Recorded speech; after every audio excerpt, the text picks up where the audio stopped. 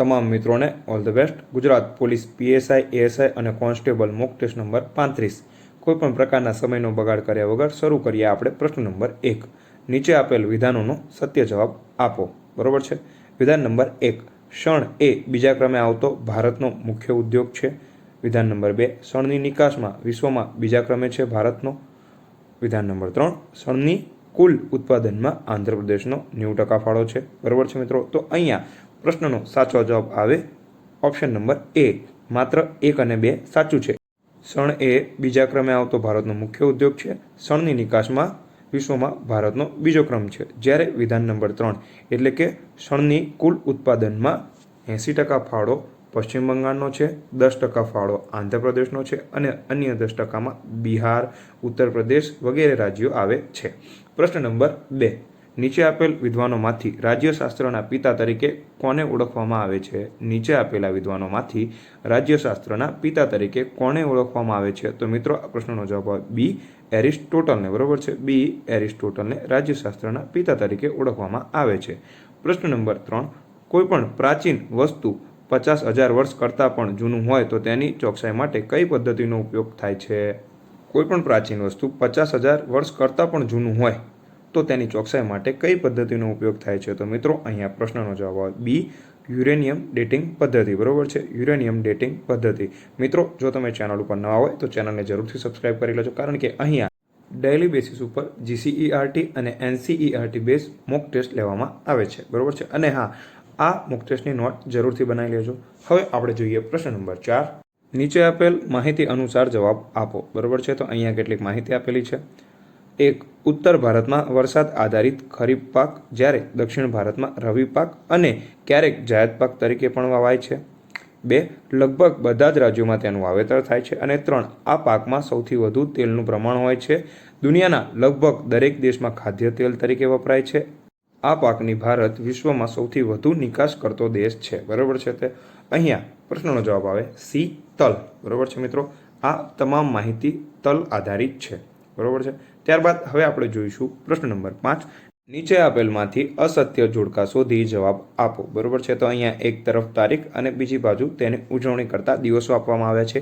તો અહીંયા આપણે જોઈએ તો ઓપ્શન નંબર ડી એટલે કે જૈવ વિવિધતા દિવસ એ 22 ડિસેમ્બરે નહીં પરંતુ 29 ડિસેમ્બરના રોજ ઉજવવામાં આવે છે। તે સિવાય 21 માર્ચના રોજ વિશ્વ વન દિન, 5 જૂનના રોજ વિશ્વ પર્યાવરણ દિન અને 4 ઓક્ટોબરના રોજ વન્ય પ્રાણી દિવસ ઉજવવામાં આવે છે। પ્રશ્ન નંબર 6, ગુજરાતમાંથી સિંધુ સભ્યતાના વધારે હાડપિંજરો ક્યાંથી મળી આવે છે તે જણાવો। ગુજરાતમાંથી સિંધુ સભ્યતાના વધારે હાડપિંજરો ક્યાંથી મળી આવે છે તે જણાવો। તો મિત્રો પ્રશ્નનો જવાબ આવે લોથલ ખાતેથી। બરોબર છે મિત્રો। સિંધુ સભ્યતાના સૌથી વધારે હાડપિંજરો લોથલ ખાતેથી મળી આવ્યા છે। હવે આપણે જોઈશું પ્રશ્ન નંબર 7।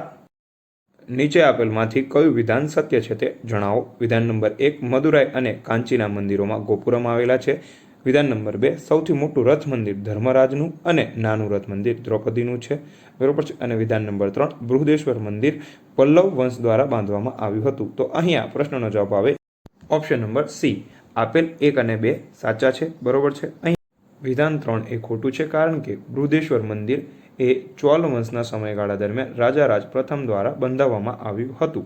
ત્યારબાદ હવે આપણે જોઈશું પ્રશ્ન નંબર 8। નીચેનામાંથી વાંસદા તાલુકો કયા જિલ્લામાં આવેલ છે તે જણાવો। તો મિત્રો પ્રશ્નનો જવાબ આવે સી, નવસારી જિલ્લામાં। બરોબર છે। વાંસદા તાલુકો નવસારી જિલ્લામાં અને નવસારી જિલ્લામાં કુલ 6 તાલુકાઓ છે। પ્રશ્ન નંબર 9, દૂત વાક્યમ અને કર્ણભાર નાટક કોના દ્વારા રચવામાં આવેલ છે? દૂત વાક્યમ અને કર્ણભાર નાટક કોના દ્વારા રચવામાં આવેલ છે? તો પ્રશ્નનો જવાબ આવે ડી, મહાકવિ ભાસ દ્વારા। બરોબર છે મિત્રો। મહાકવિ ભાસ દ્વારા દૂત વાક્યમ અને કર્ણભાર નાટક રચવામાં આવેલ છે। પ્રશ્ન નંબર 10, નીચે આપેલી માહિતી ભારતના કયા પ્રાચીન વિદ્યાપીઠની છે તે જણાવો। ઈસવીસન પૂર્વે 7મા સૈકામાં તે ભારતનું પ્રસિદ્ધ વિદ્યા કેન્દ્ર હતું। વ્યાસ સંહિતામાં મહર્ષિ વેદવ્યાસનો આશ્રમ અહીં હોવાનો ઉલ્લેખ છે અને ઉપનિષદ કાળમાં તે આર્ય સંસ્કૃતિ અને ધર્મના કેન્દ્ર તરીકે વિકસ્યું હતું। બરોબર છે। તો અહીંયા પ્રશ્નનો જવાબ આવે એ, વારાણસી એટલે કે કાશી। અહીંયા વારાણસી પ્રાચીન વિદ્યાપીઠની વાત કરવામાં આવી છે। પ્રશ્ન નંબર 19, તુંગભદ્રા બહુહેતુક યોજનાના લાભાન્વિત રાજ્યો જણાવો। તુંગભદ્રા બહુહેતુક યોજનાના લાભાન્વિત રાજ્યો જણાવો।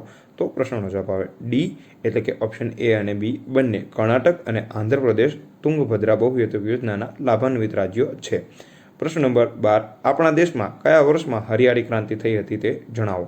આપણા દેશમાં કયા વર્ષમાં હરિયાળી ક્રાંતિ થઈ હતી તે જણાવો. તો પ્રશ્નનો જવાબ આવે સી 1960માં. આપણા દેશમાં 1960માં હરિયાળી ક્રાંતિ થઈ હતી. પ્રશ્ન નંબર 13 કુતુબ મિનારનું બાંધકામ કયા વંશના સમયગાળામાં શરૂ થયું હતું તે જણાવો. કુતુબ મિનારનું બાંધકામ કયા વંશના સમયગાળામાં શરૂ થયું હતું તે જણાવો. તો પ્રશ્નનો જવાબ આવે એ ગુલામ વંશના. બરોબર છે. કુતુબ મિનારનું બાંધકામ ગુલામ વંશના સમયગાળામાં શરૂ થયું હતું. પ્રશ્ન નંબર 14 દમણ અને દીવ કેન્દ્રશાસિત પ્રદેશની રાજધાની કઈ છે તે જણાવો. દમણ અને દીવ કેન્દ્રશાસિત પ્રદેશની રાજધાની કઈ છે તે જણાવો. તો પ્રશ્નનો જવાબ આવે બી દમણ. બરોબર છે. ત્યારબાદ પ્રશ્ન નંબર 15 વિશ્વ એથ્લેટિક દિવસ ક્યારે ઉજવવામાં આવે છે. વિશ્વ એથ્લેટિક દિવસ ક્યારે ઉજવવામાં આવે છે. તો પ્રશ્નનો જવાબ આવશે 7 મેના રોજ. વિશ્વ એથ્લેટિક દિવસ 7 મેના રોજ ઉજવવામાં આવે છે. પ્રશ્ન નંબર 16 નીચે આપેલ માહિતી કયા ગ્રહની છે. સૂર્યથી સરેરાશ અંતર 7,783 લાખ કિલોમીટર.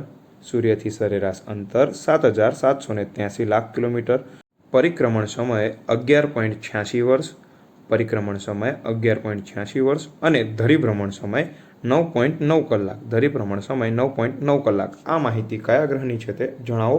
તો પ્રશ્નનો જવાબ આવે બી ગુરુ. આ તમામ માહિતી ગુરુ ગ્રહને લગતી છે. પ્રશ્ન નંબર 17 દક્ષિણાપથના સ્વામી તરીકેનું બિરુદ કયા રાજાએ પ્રાપ્ત કર્યું હતું. દક્ષિણાપથના સ્વામી તરીકેનું બિરુદ કયા રાજાએ પ્રાપ્ત કર્યું હતું. તો પ્રશ્નનો જવાબ આવે બી પુલકેશી બીજા. બરોબર છે. પુલકેશી બીજા એ રાજા હતા કે જેમના દ્વારા દક્ષિણાપથના સ્વામી તરીકેનું બિરુદ પ્રાપ્ત કર્યું હતું. પ્રશ્ન નંબર 18 હડપ્પીય સભ્યતાનું કૃષિ ક્રાંતિનું મથક કયું નગર હતું તે જણાવો. હડપ્પીય સભ્યતાનું કૃષિ ક્રાંતિનું મથક કયું નગર હતું તે જણાવો. તો પ્રશ્નનો જવાબ આવે સી કાલીબંગન. બરોબર છે. કાલીબંગન એ હડપ્પીય સભ્યતાનું કૃષિ ક્રાંતિનું મથક હતું જે રાજસ્થાનમાં આવેલું છે. હવે આપણે જોઈશું પ્રશ્ન નંબર 19 નીચે આપેલા જોડકા યોગ્ય રીતે જોડો અને જવાબ આપો. એક તરફ નામ આપેલા છે અને બીજી તરફ તે સ્થળ આપેલા છે. બરોબર છે. પ્રશ્નનો જવાબ આવે ઓપ્શન નંબર એ એટલે કે પહેલામાં સી, બીજામાં બી અને ત્રીજામાં ડી. એટલે કે આયના મહેલ એ ભુજ ખાતે આવેલું છે.